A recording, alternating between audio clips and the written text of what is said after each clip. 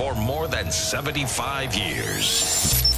Ito po ang Presidential Broadcast Service.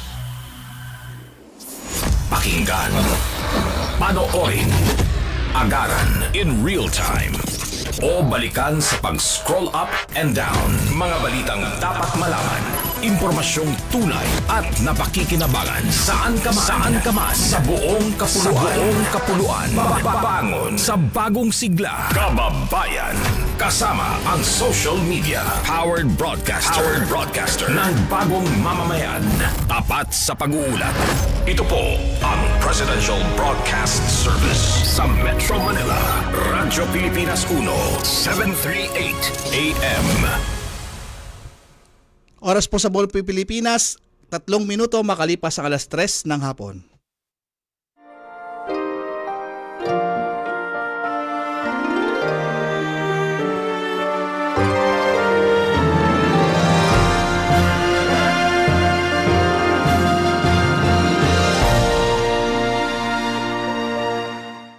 Magandang hapon po sa inyong lahat. Okay, magandang hapon po sa inyong lahat at welcome po tayo sa ating programang Kalinga Hatid ng Red Cross sa Radyo Pilipinas. Ngayon pong araw po ng linggo, ika-28 ng buwan ng Enero. At syempre may mga magaganap po tayong mga balita sa mga susunod na oras, susunod na minuto dahil meron po tayong ginaganap na kick-off rally ng Bagong Pilipinas dyan po sa May Quirino Grandstand. At syempre inaanyahan po namin kayong subaybayan ng ating programa. Talakayan ngayong hapon ang 4:00 po tayo ng hapon at napaka interesting ng ating talakayan ngayon hapong ito. At syempre bago ang lahat, nais nating pasalamatan ng bumubuo ng ating programang Kalinga Hatid ng Red Cross sa Radyo Pilipinas mula sa Philippine Broadcasting Service, ang ating Director Bong Aportadera, ang ating Station Manager Sir Alan Alyanige, ang ating mga kasama rin po sa technical side, Sir Oli Lopez at si Ma'am Matet Segovia, at ang syempre si Sir Maki at si Sir Ray Sampang. At mula sa Philippine Red Cross, ang ating Chairman and CEO Richard J. Gordon, ang ating Vice Chairperson Governor Corazon Alma de Leon, ang ating Secretary General Dr. Gwen Pang, at ang bumubuo ng iba pang Board of Governors, ang ating mga chapter administrators sa mga chapters, ang ating mga Red Cross 143 at Red Cross Youth.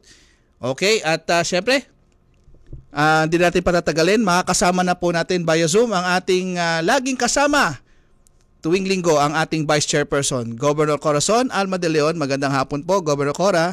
Magandang hapon. Danig ba ako? Yes po, ma'am. Loud and clear. Okay. Thank you very much. I'd like to read the message of retired Chief Justice Hilarion Davide Jr. Ang sabi niya, for our message, may this blessed last Sunday, the 28th of January, teach us more faith about faith. When we are in the dark, faith is our lamp. When we are afraid, faith is our courage and strength. When we lose our way, faith is our guard and guide. When we are weary and tired, and confused with our problems, faith provides the answers. Prayers strengthen our faith. God hears our prayers, and when He speaks, we listen. So if today you hear His voice, harden not your hearts. Thank you very much, Chief Justice Davide, for giving us this inspirational message. Yes po, Gov. Cora, at ngayong hapon makakasama muli natin ang ating isa pa pong Board of Governor, ang ating from the City of Bacolod, syempre, Governor Jay Halandoni. Gov. Jay? Hi there. Hi, Sir Edison. Hi, Ma'am Gov. Cora. Hello there. At saka yung sa mga kasama natin dito from Red Cross. Hello, guys. Good afternoon sa inyong lahat. Anyway, sige, tuloy ho. Yes, I understand our guest is Ms. Vivian Flock, the Regional Coordinator for Community Engagement and Accountability for IFRC based in Malaysia. Is she there now? No, she's not yet here. Okay, we'd like to introduce Rhea Mir Ferrer, National Project Coordinator of Health Services. She's here, please greet. Go ahead. Hello po, good afternoon po everyone. I'm Ria Mir Ferrer from Health Services po. Good afternoon Okay. po, Go. Then we want to Good afternoon. introduce Cherry Ann Pareja, Chapter Service Representative of Nueva Ecija Chapter. Good afternoon po, Gov Cora, and to our listeners po. I'm Cherry Pareja from Philippine Red Cross Nueva Ecija Chapter. And then we have Cielo A. Dilly, Chapter Service Representative of Capiz Chapter. Po, good afternoon po. Good afternoon po, Gov Cora, and sa lahat po ng tagapakinig ng programa. So, Shelo Dili po from Capiz Chapter Service Representative for Health.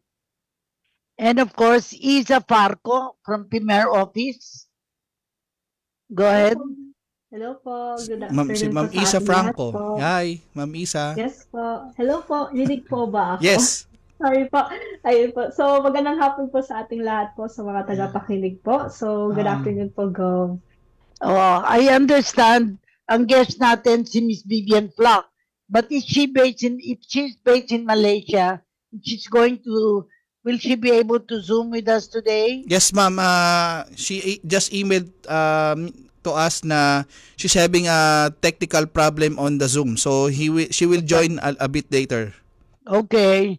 So, since we want to talk about the Build Trust project of PRC, I'd like to ask, of course, our chapter service representative of Nueva Ecija and Capiz, because I will assume that the two chapters are involved in this Build Trust project.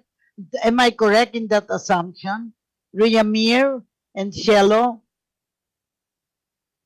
Yes Go po. ahead. Yes po, Go.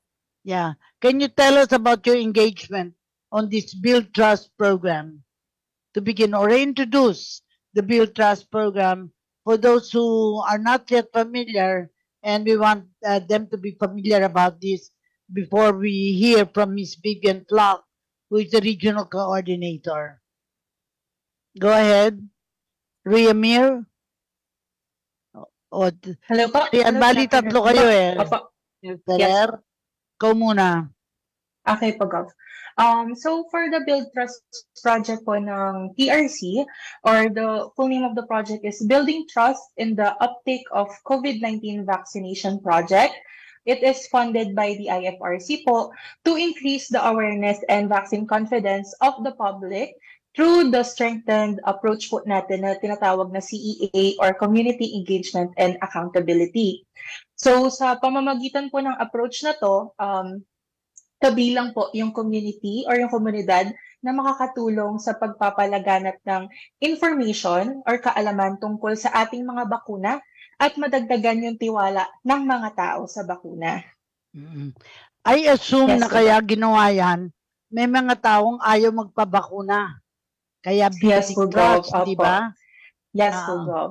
Maybe we can first ask Cherry and Pareja, what is the situation, what was the situation in Nueva Ecija? And then we will ask Cielo Dili of Capiz Chapter kasi kailangan yung chapter engagement muna.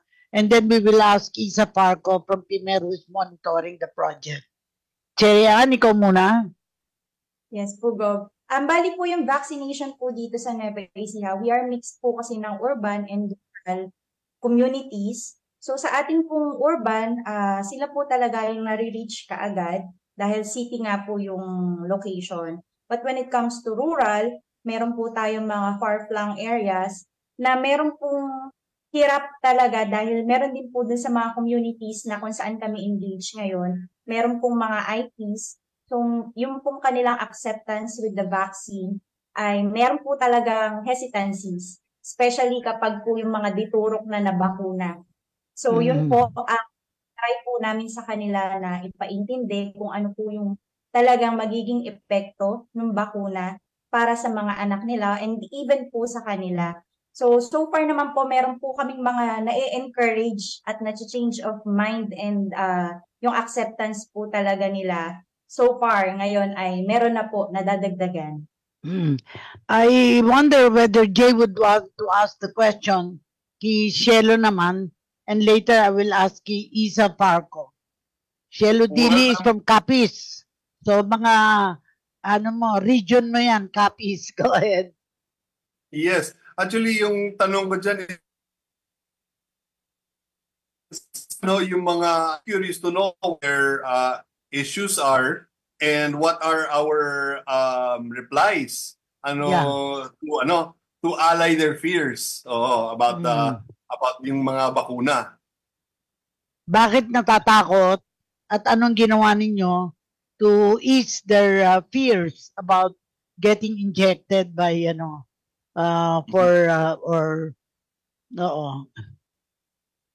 Yeah, good afternoon po, Gob. Yes. So far po dito sa Capiz, po, mayroon rin kami mga experiences na wherein na mayroong natatakot in regard sa atin po immunization. It's either po sa kabataan or di kaya sa mga adult na rin po na to. Mayroong COVID vaccine na implement natin ng vaccine. So, yung mga ginagawa po natin is we encourage them, of course. Yung vaccine natin is ginawa yan para sa kalusugan natin. So, for us to help, hindi para makasira sa ating katawan or sa ating health. So, makadadagdag yan ng boost ng immunity natin. That's why kailangan ng community ng mga tao na magpa-booster. It's either yung babies natin or mga kabataan at saka yung mga adults. Before we ask Isa Parco from Timir, we want to welcome Ms. Vivian Flack, the Regional Coordinator for Community Engagement and Accountability for IFRC. I think she's based. Are you in Malaysia right now, Ms. Vivian Flack? Yes, good. Please. Yes, I'm in Kuala Lumpur right now, but Yes. I was based in Manila before, so it's wonderful to see everybody again. Yes, we're very happy to, of course, welcome you and for you to participate in this radio program because I feel that we need to engage the people involved in this project. So the first question is, can you tell us what is this Build Trust project of actually IFRC but being implemented in PRC? Go ahead. May we call you Vivian? Of course, please, please. And mabuhay to everybody. And thank you so much for the invitation. So the Building Trust project is really a global project that is funded by BHA, which is the Bureau for Humanitarian Assistance of USAID, and is being implemented all around the world. And also in the Philippines. Here in the Asia-Pacific region, it's being implemented also in Nepal, in the Solomon Islands, Papua New Guinea, and Mongolia, as well as the Philippines.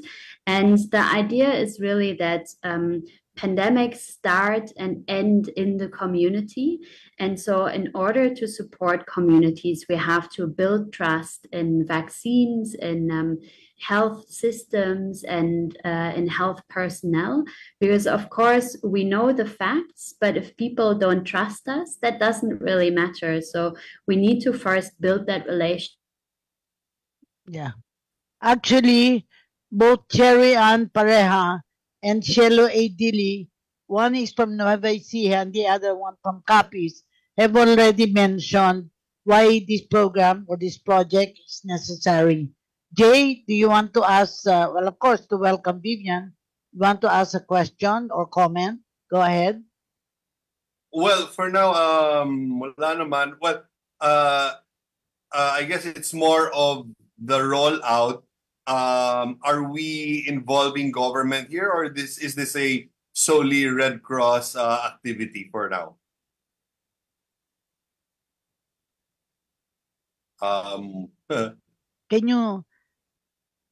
Did you hear that, Vivian? I think nawala siya po. Yes, okay. We'll wait for her. Anyway, it's useful to hear Isa Parco from our PR office. Gob, it's, with correction, it's Isa Franco, I think. Tama ba, Ma'am Isa?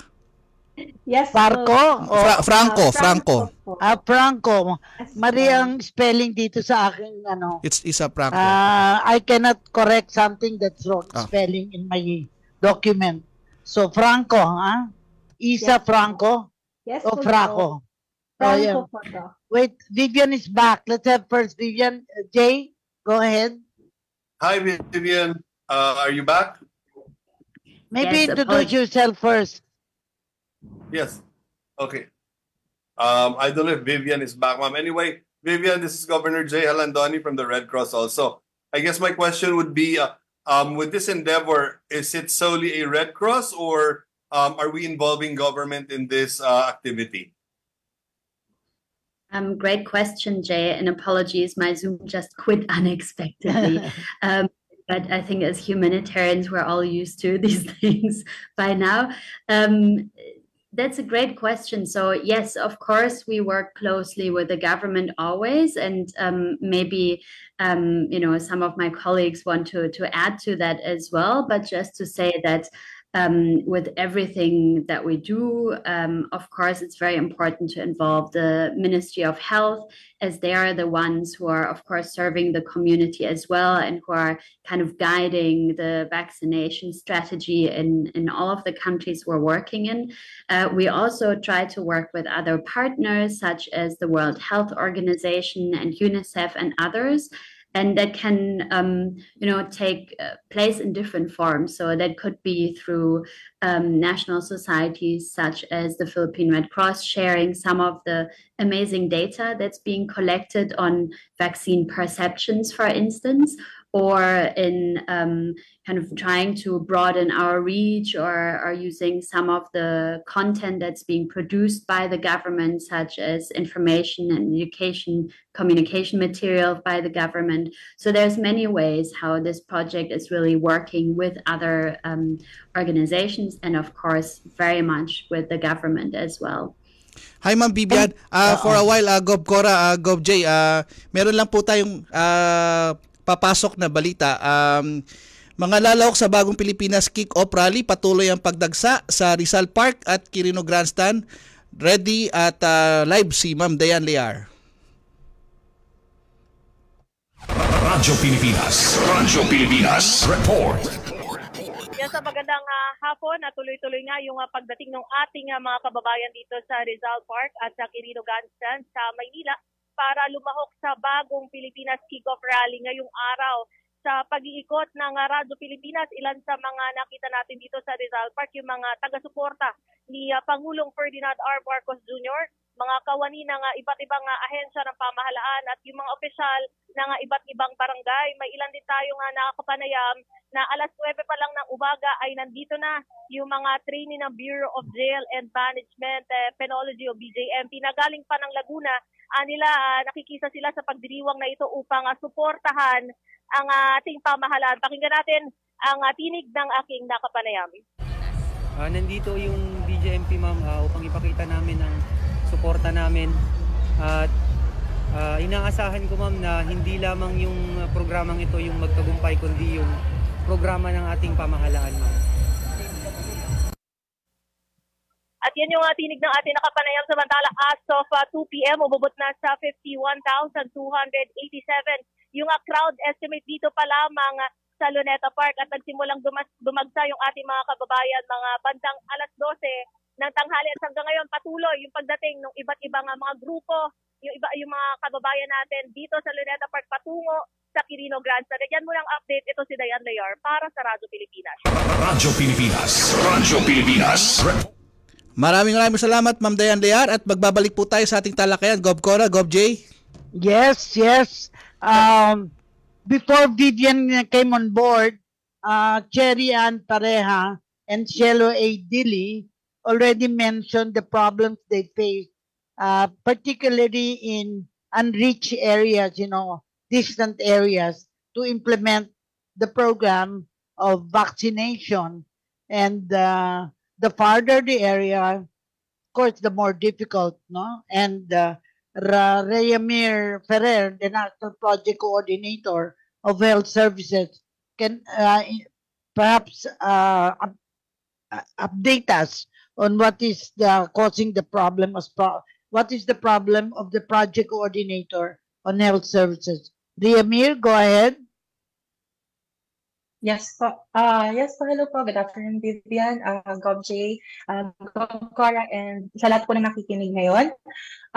Ang nagiging problem po natin when it comes po sa pagpunta natin sa community is yung, of course po, yung mga misinformation and yung rumors po na about vaccine.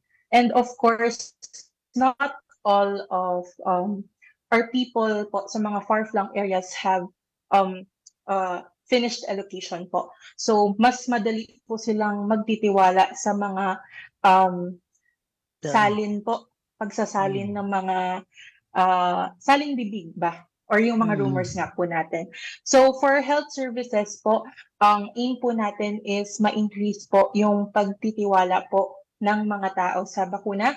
That's why po, meron po tayong 22 chapters po ngayon under BTP na meron pong vaccination sessions sa mga communities po nila. Like katulad po nung kila Ma'am Shella sa Catis and kay Ma'am Cherry sa Nueva Ecija po. So from there po, with the help then po of Department of Health, we aim to increase our coverage po of immunization to protect more children and also teenagers, senior citizens, and also everyone in general against vaccine preventable diseases po. Thank you very much. Isa Franco is with our premier office, meaning project monitoring, Vivian. So I'd like to ask her how they're able to monitor the implementation. Apparently, to how many chapters? 20. We have 22 po, Gov. 22 chapters. Perhaps Isa can comment on the monitoring of the project in our office. Go ahead, Isa. Thank you so much po, Gov. And once again po, magandang hapon po sa mga tagapakinig po natin. So in terms of the monitoring po ng ating chapters po on how they do this BTP project po. So what we do is that we actually meet with them. So since ayan po, hindi lang po syempre yung mga methods po natin na through text or through tawag, but rather we actually meet with the chapters po kung paano po or kumusta po sila in terms of their project itself. And through that, we extract as well yung mga different challenges po nila. So currently po kasi, the project used to be in 8 chapters po. So that's with Albay, Basilan, Cotabato, Masbate, Lanao del Sur, Surigao del Norte, Sulu, and Tawi-Tawi. So with there, besides with the vaccine, with having to engage the community or yung chapter po in terms of yung sa vaccine po, we also have the program which is yung innovative approaches po, which is yung pagkakaroon ng innovative ways on how we can innovative ways on how we can engage our communities po in helping them understand yung importance ng ating vaccines po. So in terms of monitoring po, we really keep close contact with our chapters po in order for us to know from our end on how we can also assist them po or how we can help them. Okay. If you don't mind, Vivian, we'd like to focus on you this time because first, we would be interested how you got engaged with IFRC, how and when, and what country are you from? Because I didn't get that background. Perhaps introduce yourself, how you got engaged with IFRC, and of course, based in Malaysia. Please introduce yourself to all of the people watching our program. Go ahead, Vivian. Thank you, Ma'am Cora, and wonderful again to be here. I come originally from Germany, but I spent a lot of time in China as a child, and actually was studying there when the big earthquake happened in 2008. And that's when I first got in touch with the Red Cross, but just very briefly talking to some of them to understand the work that they were doing. And I then continued to study and work in humanitarian response. I did a master's and a PhD, very much related to humanitarian response, and actually also looking at Typhoon Yolanda in the Philippines. And then 5 years ago or more now, I started with IFRC, first as a consultant, to understand how can national societies systematically collect questions, concerns, suggestions from communities, and what kind of guideline and tools can help them, and trying that out with 2 national societies in Indonesia and in Malawi, to see, does that really work for the volunteers? Do we need to change anything?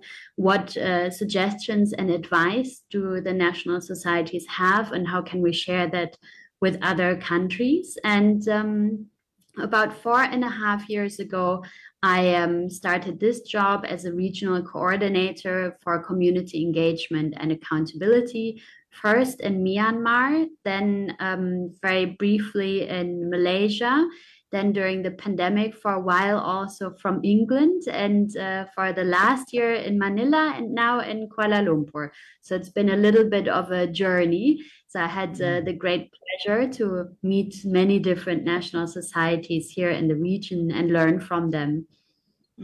I want to introduce Jay, our member of the Board of Governors. He's from Visayan region. I don't know if you've visited already the Philippines, that area. But maybe, Jay, you might want to ask more interesting questions for Vivian to answer. Go ahead. Well, ma'am, my question, will that be more interesting than your questions? Simple question.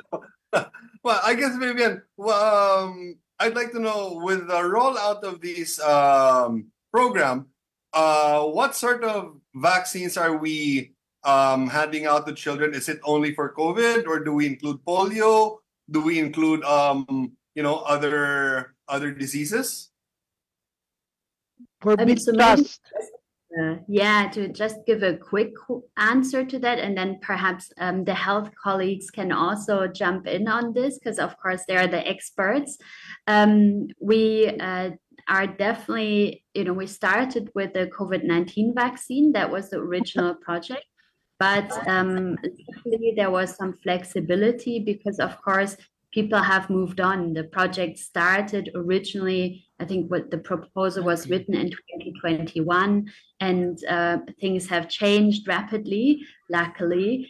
And so it has also moved to the routine immunization. So perhaps one of my esteemed health colleagues would like to add a little bit on the different kind of vaccines that are being promoted under this. Yeah. Actually, we're expecting also Mark Alvin Abrigo. He's trying to connect because he's the one in charge of the health services. But the May comment siya, go. Ferrer is Yeah, the yes. national project coordinator. Maybe she can add to the status of implementation. Go ahead, Riamir. Hello po. So for the vaccines po, bukod po sa COVID-19 vaccination natin, we have the National Vaccination Program for Children and National Vaccination Program for Special Population, and also po yung for pregnant women. So sa children po, ang sakop po nito ay ang BCG, ang vaccine po na nag-protect sa atin from tuberculosis, meningitis, and other TB infections. Opo. And then the hepatitis B. And then yung pentavalent vaccine po natin na nagpo-protect sa atin against the diphtheria, tetanus, pertussis, hepatitis B, and Haemophilus influenza type B. And then meron din po tayo ng oral polio vaccine as mentioned by GovJ po, and inactivated polio vaccine po. And also we have po yung MMR vaccine natin, yung para sa tigdas po, and Beke and rubella virus. And lastly po, yung PCV vaccine natin, or pneumococcal conjugate vaccine, which is a protection against pneumonia and meningitis. And then also po for the special population, para sa mga dalaga ages 9 to 14 years old. Ito po ay yung under sa DOH National Immunization Program. They are given po yung HPV or human papilloma virus vaccine, which is a protection against different types of cancer. For example po, cervical cancer.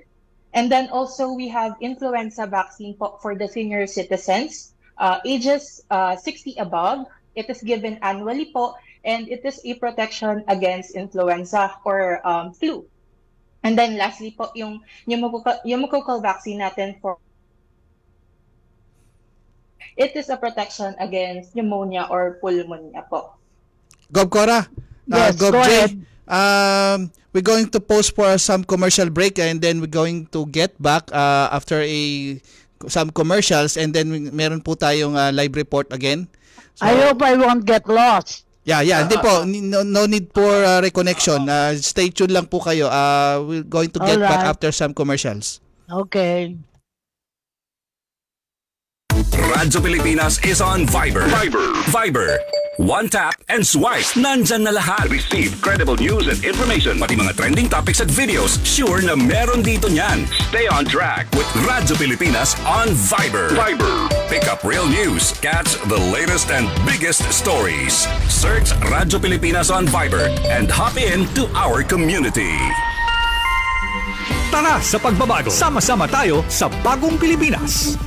Sa January 28, makiisa sa Bagong Pilipinas Kick-Off Rally na gaganapin sa Quirino Grandstand at maging parte ng pagbabago para sa ating sarili, komunidad at bayan. Manood at makiisa sa live performances from various artists na magsisimula ng 3 p.m. habang ang Kick-Off Rally magsisimula naman ng 6 p.m. Para sa iba pang updates at details, bisitahin ang official Facebook page ng Presidential Communications Office. Bagong Pilipinas Kick-Off Rally. Isang paanyaya mula sa Presidential Broadcast Service at Radyo Pilipinas. Bagong Pilipinas, Serbisyo Fair. Paglilingkod na tapat, pinalapit sa mamamayan. Narito mga ahensyang magbibigay ng serbisyo sa publiko sa January 28 sa Quirino Grandstand. DSWD, NBI, PNP, GSIS, SSS, PhilHealth, Philippine Statistics Authority, Pag-ibig Fund at PRC. Mag-register sa bagongpilipinastayo.com para mag-avail ng mga serbisyo mula sa mga ahensyang ito. Para sa iba pang detalye, bisitahin ang official Facebook page ng Presidential Communications Office. Bagong Pilipinas, Serbisyo Fair. Isang paanyaya mula sa Presidential Broadcast Service at Radyo Pilipinas. Okay, magbabalik po tayo at may situational report tayo muli sa Quirino Grandstand para sa Bagong Pilipinas Kick-Off Rally. Re-report live si Ma'am Nipa Asuncion. Radyo Pilipinas Report. Magandang hapon, Ma'am Nipa. Yes, tuloy-tuloy po yung pagdami ng tao kung saan nga inantarin natin yung programa para sa Bagong Pilipinas Kick-Off Event. Sa ngayon ay tuloy-tuloy yung pagsusok ng banda, kaya festive na yung mood dito sa may Quirino Grandstand. Kanina sumilip tayo sa pamimigay ng DSWD cash aid doon sa 325 na beneficiaries ng assistance to individual situation o yung AIX program. Naka-test yung DSWD, yung namin AIX doon sa may tapat ng Manila Hotel sa bandang kanan ng stage. Kung nakakapa sa stage dito sa may Quirino Grandstand, sa may bandang kanan sila sa may mismo tapat ng Manila Hotel. Kaya may nakutan tayo ng isang senior citizen na dinala sa ambulansya at ng medic dahil medyo nahilo dahil kanina medyo nagulo yung pila ng tao nung kumila kanina. Pero eventually naman yung pila para dito na beneficiaries at inayos na nila per district. Yung mga nandito, beneficiaries ng AIC ng City of Manila. Tapos, pero mga kababayan na narinig tayo sa Quirino Grandstand, ano yung inaasahan nilang dito sa Bagong Pilipinas. Ito nga bakit sa ng Bulacan, sabi niya, umaasa siya ng pagbabago dito sa Bagong Pilipinas. Particular na naisala ni Ate Sally ay yung hanap ng para sa mga kakabalik nila ng mga kababaihan. Pakinggan natin yung naging payag ni Ate San. Yan ang Bagong Pilipinas! Kasama nila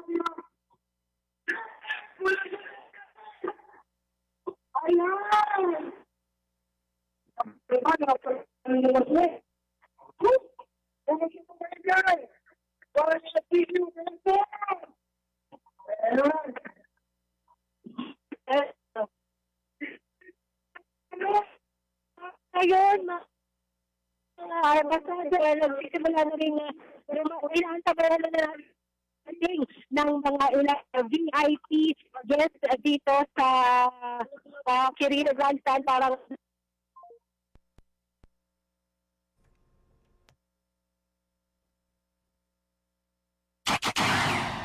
Okay, at yan po ang report ni Ma'am Nimpa Asuncion. Samantala, magbabalik tayo sa ating programa Kalinga Hatid ng Red Cross sa Radyo Pilipinas. At babasahin ko lang po itong comment po ni Sir Mark Alvin Abrigo. Mabuhay ang mga volunteers ng Philippine Red Cross na walang sawang tumutulong para mapalaganap at mapataas ang antas ng pagbabakuna sa Pilipinas, lalo na sa mga bata. At maraming salamat sa mga nanonood sa ating Facebook Live. Tayo po ay kasalukuyan meron tayong 14 na nanonood sa ating Kalinga Hatid ng Red Cross sa Facebook page. At tayo po ay available din sa For the Box Channel 45 to 49. Yan po ay sa joint cooperation po ng PTB4 at RP1. Okay? At magbabalik tayo, Gob Cora, Gob J. Our guest, Vivian, all the way from Malaysia, we'd like to ask her the coverage because the operational and what are the operational plans for this BTP project. I understand that the project will end in March 2024 and aim to reduce vaccination hesitancy among Filipinos living in geographically isolated communities by promoting the effectiveness and efficacy of vaccines. And earlier in the information, the Build Trust program had 8 target communities. Is this still correct? Earlier you said 23 already. Was there an increase from 8 target communities to 23 in the Philippines? And what about in other countries for Vivian to answer?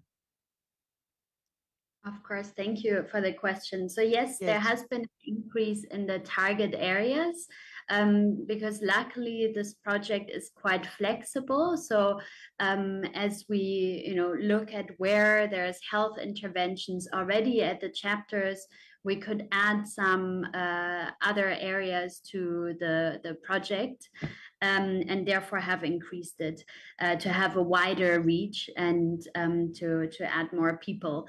The other thing that's good to know is that, of course, while the project ends, as you already mentioned, in March this year, of course, we hope that there are some activities that could continue. So people who are following this program might be interested to know that there is a very lively Facebook page already for PRC that many of you will know, and also a hotline where listeners and everybody really can ask questions to the Philippine Red Cross, and where the Philippine Red Cross is actually regularly also asking for questions, comments, and suggestions, and to answer them.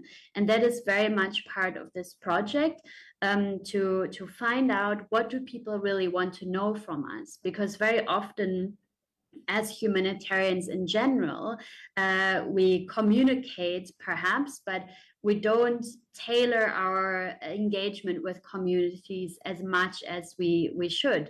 And so this is what this project is about. Really asking first the question, what do you still want to know? And then giving content and information based on those questions. So perhaps, Ms. Isa, you could share the hotline number and the Facebook page so that people can also experience that and can kind of share their questions and comments after the show. Yeah. Like anything else, if the project will end in March 2024, when did it actually start? for people who are watching to know, and the assumption that it will end already in March, what will be the expectation for, of course, the Philippines to continue? The reason it's ending in March is, I suppose, funding support. But the Philippine Red Cross must continue based on its own capacity. When did this project start, and who was instrumental in getting this started? Go ahead, Vivian, if you know.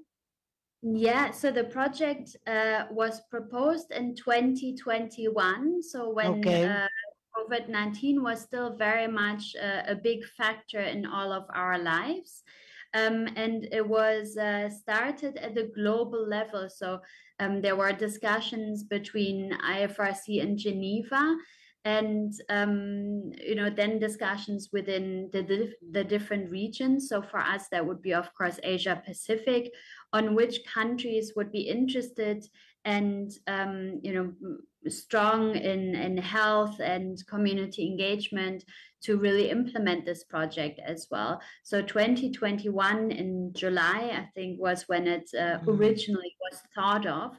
But of course, because it's a global project, which is implemented in all 5 regions and with many countries, many national societies, it took quite a long time until the actual project could start. So that happened about 2 years ago, or 1.5 years ago, roughly, in the Philippines.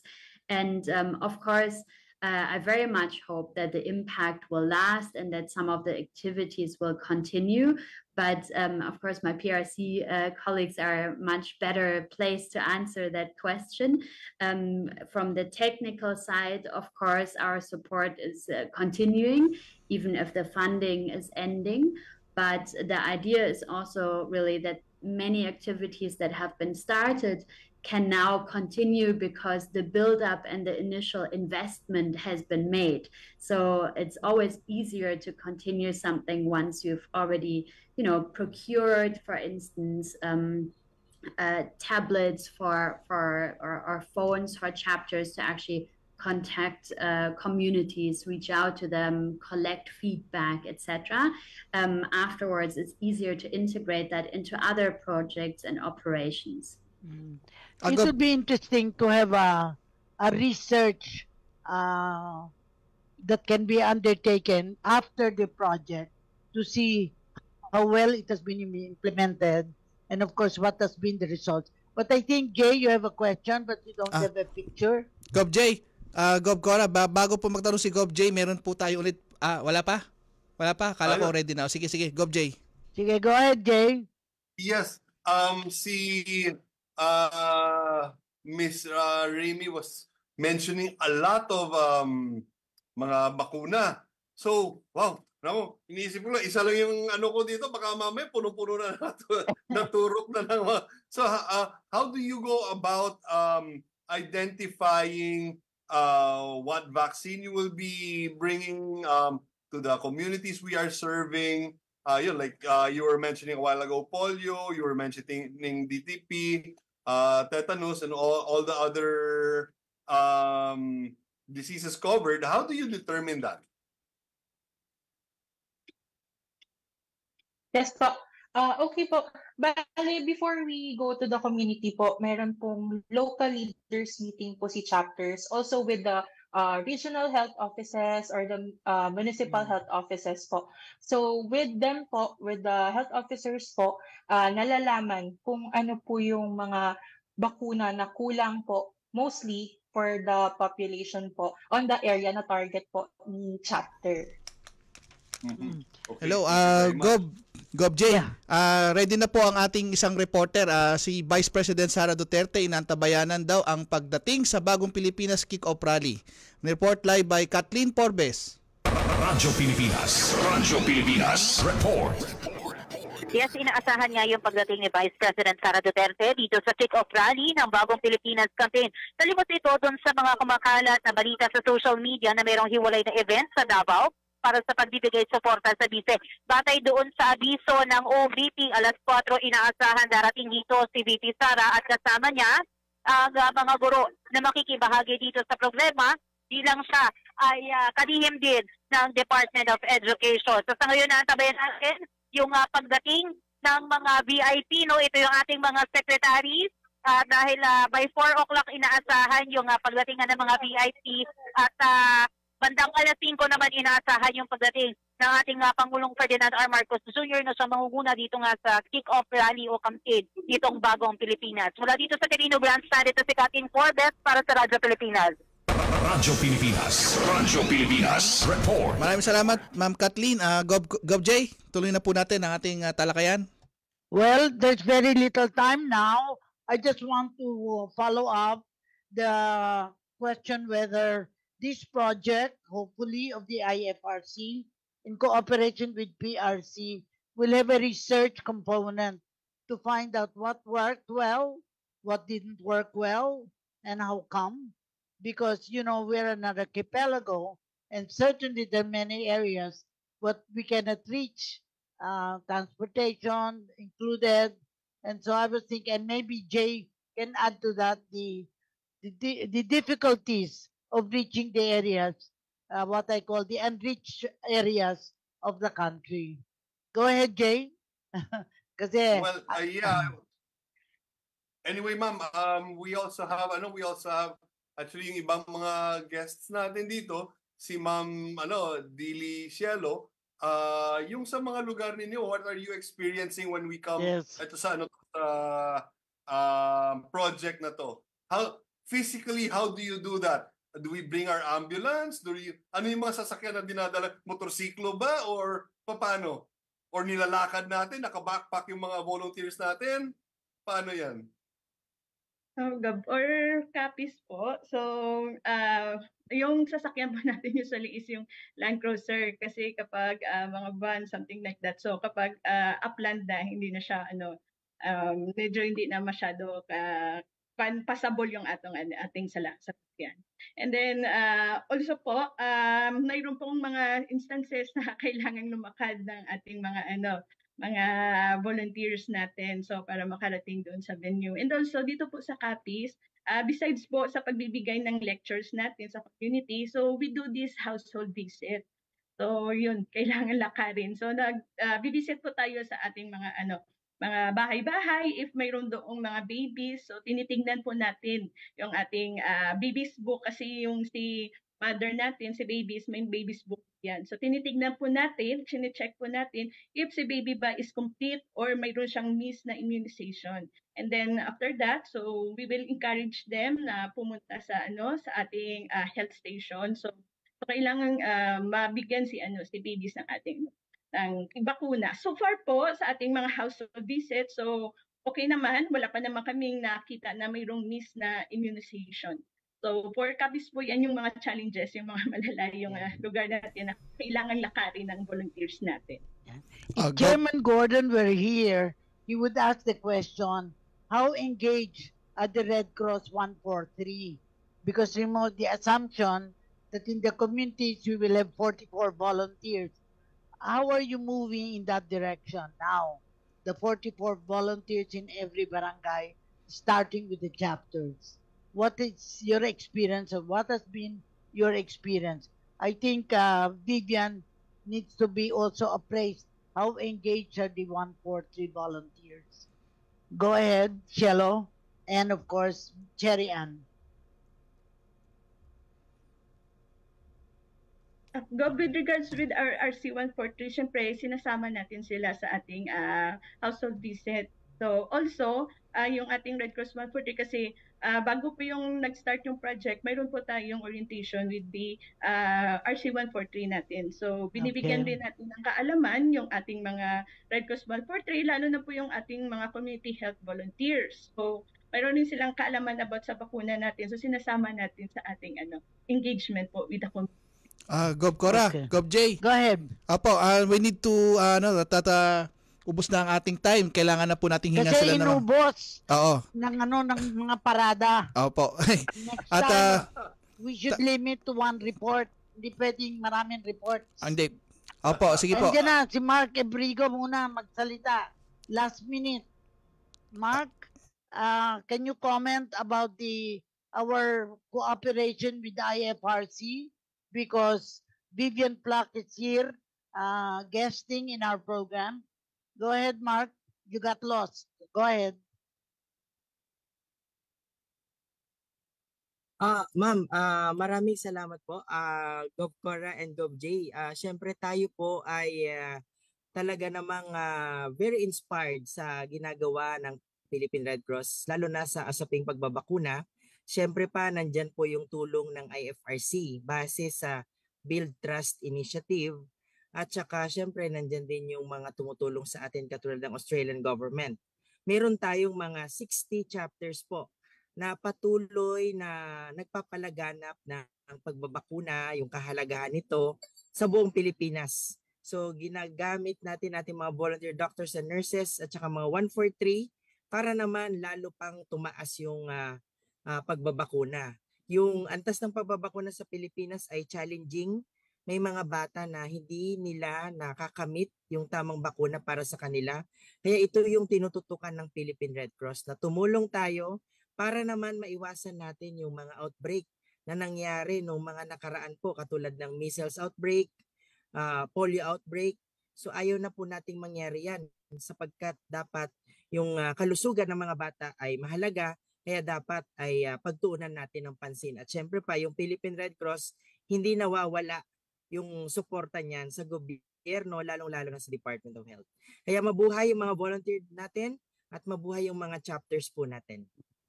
For the information of Vivian, Mark Abrigo is the head of our manager actually of our health programs, and so he's engaged in this Build Trust program as well. We have no more time, am I correct? Yes so po. It's time to say goodbye. Yes po, Gob, hingan natin sila ng mga final messages ang ating mga guests. Umpisahan po natin kay Ma'am Isa Franco. Ma'am Isa? Hello po. So again po, maraming salamat po sa mga tagapakinig po natin. Siguro just to leave out like a few words po.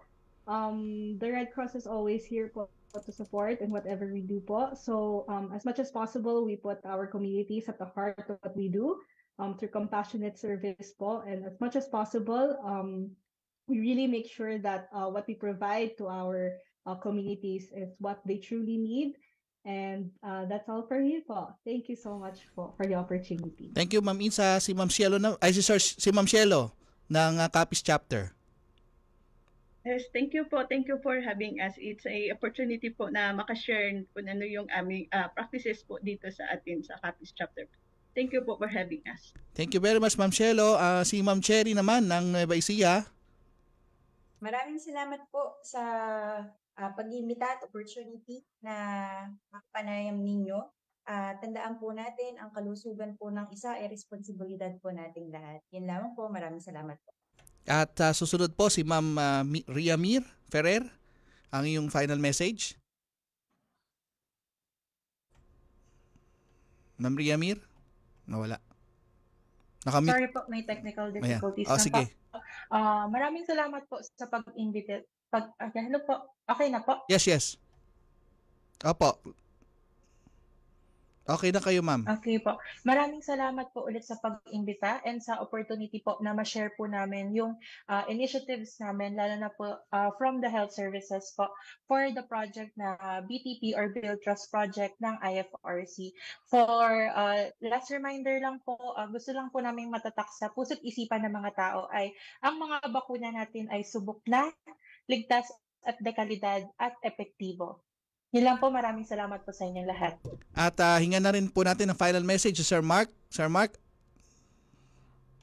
Ayun, gaya ng nabanggit, ang ating mga bakuna ay subok na, ligtas at epektibo. Kaya nananawagan po tayo sa ating mga magulang, mga nanay, mga tatay, mga lola at lolo na talaga namang tangkilikin po natin ang pagbabakuna sapagkat yan po ay ang makakapagpaiwas sa atin sa mga sakit at nang mabuhay tayo ng matiwasay. Thank you, Sir Mark. At we're going to give final message from Miss Vivian Flack. Ma'am Vivian, your final message for our episode for today's program. Thank you. Just a reminder that everybody can reach PRC through the 143 hotline, of course, and also the amazing Facebook page of PRC. You can look it up and get in touch. Maraming salamat for all the hard work and also for all the communities working with us and trusting us to work on the vaccine project together.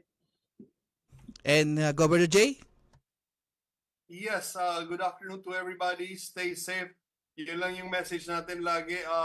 To the guys from Red Cross, thank you very much. Good afternoon. Hope to see you guys soon next week. Next week, board Gov. meeting. Hope to see you guys there. Thank you, Gov Jay. Salamat ulit. Gov Cora, your final message po. Yes. My final message is don't forget our mantra, always first, always ready, always there.